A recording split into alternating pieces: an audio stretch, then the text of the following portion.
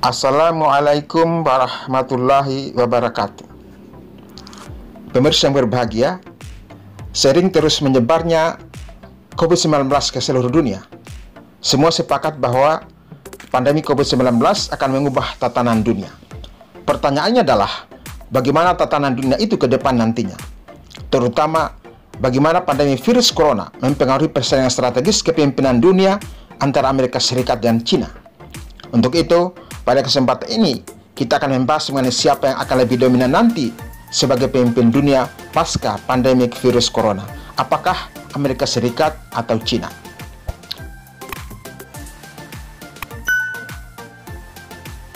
Pembahasan kita mengenai topik ini akan kita dasarkan pada artikel yang ditulis Hiroyuki Akita yang terbit di Nikkei Asian Review 14 April 2020. Menurut artikel tersebut, ada 3 kemungkinan yang akan terjadi.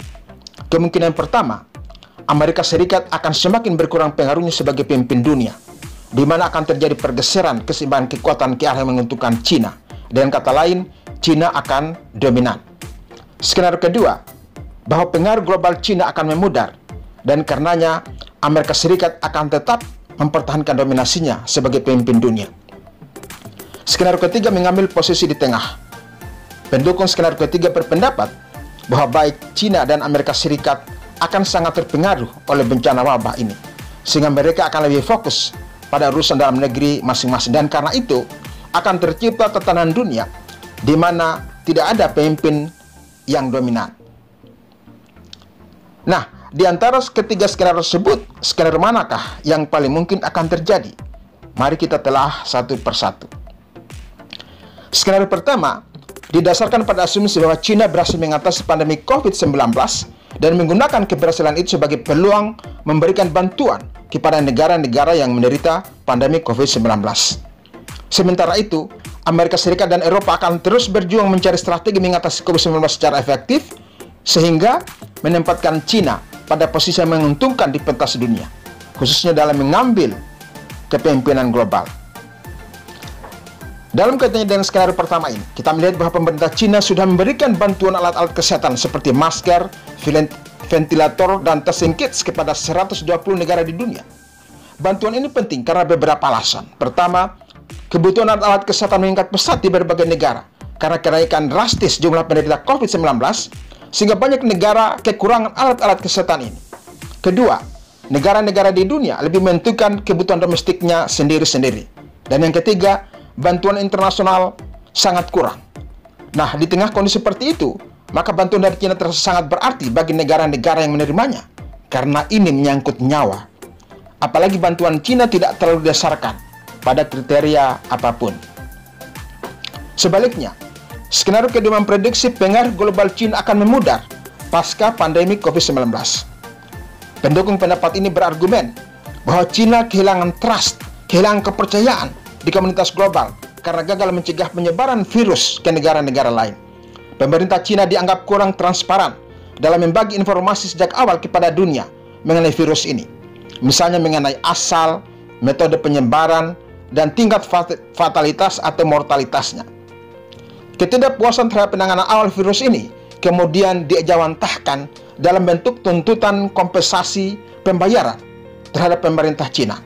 Kini sejumlah pihak, baik itu perorangan, lembaga, dan pemerintah di berbagai negara sudah mempersiapkan tuntutan kompensasi yang kalau ditotal jumlahnya mencapai puluhan ribu triliun rupiah kepada pemerintah China. Skenario ketiga, bahwa tidak akan ada yang mengambil keuntungan berarti dalam hal kepemimpinan global, karena baik Amerika Serikat maupun China akan sangat terpengaruh oleh wabah virus corona. Ekonomi China dan Amerika Serikat mengalami kontraksi terburuk dalam beberapa puluh tahun terakhir. Perusahaan-perusahaan bangkrut, pengangguran di mana-mana, pasar saham turun bebas. Harga minyak bahkan mencapai level terendah dalam sejarah. Dalam kondisi demikian, misalnya bagi Amerika Serikat, sulit untuk mempertahankan kehadiran militernya di berbagai tempat di dunia karena keterbatasan anggaran. Kurangnya kepemimpinan global Amerika Serikat pada saat masa pandemi virus corona sekarang ini, dan pendekatan yang lebih mementingkan kepentingan domestiknya sendiri, boleh jadi juga membuat pengurangan trustnya di dunia internasional. Hal yang sama terjadi juga pada Cina. Pertumbuhan ekonominya terendah dalam beberapa puluh tahun terakhir. Pelemahan ekonomi ini juga merupakan pukulan bagi ambisi global Cina membangun infrastruktur di Asia dan Afrika melalui proyek Jalan Sutra, melalui proyek Belt and Road Initiative. Kontraksi ekonomi bukan hanya mengurangi kemampuan pendanaan dan implementasi proyek-proyek Belt and Road Initiative tadi, tetapi juga pendanaan dari sisi negara-negara mitra mereka. Di sisi lain, perang dagang dan pandemi virus corona membuat banyak perusahaan-perusahaan luar negeri keluar dari Cina. Perusahaan-perusahaan asing ramai-ramai balik ke negaranya atau ke Asia Selatan, Asia Tenggara, atau Meksiko. Hubungannya yang memanas selama beberapa minggu terakhir dengan negara-negara Afrika akan boleh jadi juga mengganggu penguatan posisi Cina di dunia internasional. Pemirsa yang berbahagia, dari sisi politis, Amerika Serikat masih memiliki sekutu-sekutu tradisional seperti Jepang, Korea Selatan, Australia, dan negara-negara Eropa, sehingga pengaruh tradisionalnya masih bisa terjaga. Sebaliknya, Cina memiliki kemampuan untuk keluar dari krisis, seperti pada saat virus corona, dan bisa mengatasinya dengan cepat, walaupun kita melihat juga belum sepenuhnya tuntas. Cina juga sudah berinvestasi besar-besaran di berbagai negara di dunia, termasuk penguasaan terhadap pelabuhan-pelabuhan yang akan ikut membantu memfasilitasi proses-proses pemulihan dan pengembangan ekonominya.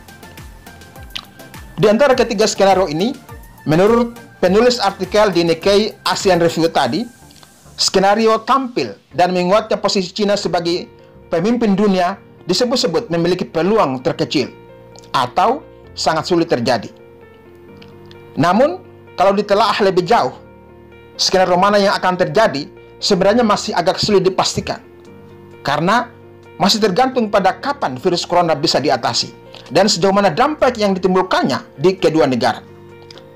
Untuk di Amerika Serikat misalnya, kita melihat bahwa kasus virus corona sudah mencapai 1 juta lebih, jumlah kematian 60.000 lebih, dan sangat menghantam ekonominya. Faktor lain, sejauh mana perkembangan penuntutan kompensasi terhadap Cina yang diajukan di banyak negara. Apakah pemerintah Cina bisa membalikkan situasi terdesak dituntut ramai-ramai di internasional ini menjadi sebuah peluang baru, seperti hanya ketika keluar dari krisis parah COVID-19.